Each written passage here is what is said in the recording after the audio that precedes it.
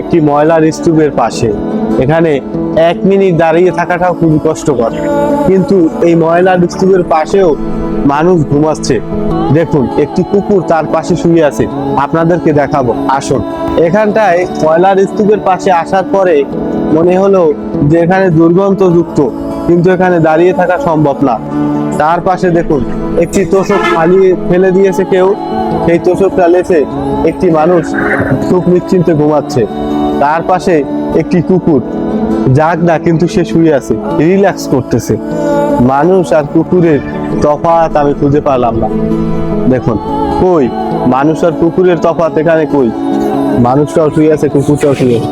এটা কোনো luxury hotel নয় বা কোনো বিলাসবহুল বাড়ি নয় যে বিলেতি কুকুরকে তার মালিক লালন পালন করে, শখের বিষয় তার কাছে শুয়ে রেখেছে। আসলে এরকম কোনো কিছুই না। একটা মানুষ অসহায় জীবনযাপন করছে, কুকুরটাও তার পাশে শুয়ে আছে। দেখে খুব অবাক হলাম। হালকা মৃদু বাতাস বইতেছে, দুপাশ থেকে গাড়ি চলাচল করতেছে, আর উপর থেকে মেট্রো রেল যাচ্ছে। মানুষটা খুব নিশ্চিন্তে ঘুমাচ্ছে।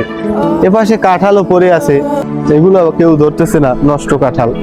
এপাশে আমও পড়ে আছে, খুব রিল্যাক্সে ঘুমাচ্ছে। আমি যদি এখানে 10 মিনিট বসি, আমার চিন্তা আসবে যে আমার মানি ব্যাগ, মোবাইল চুরি হয়ে যাওয়ার সম্ভাবনা থাকতে পারে।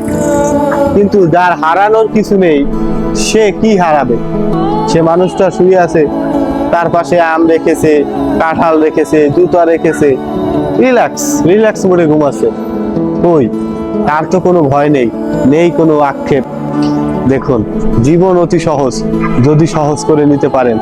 এই জীবনে কোনো কঠিন বিষয়ে কিছুই নেই। যদি আপনি সহজ হন তাহলে সহজ জীবন যাপন, যদি আপনি কঠিন ভাবেন তাহলে কঠিন হবে। সকলে ভালো থাকবেন, সুস্থ থাকবেন। আল্লাহ হাফেজ।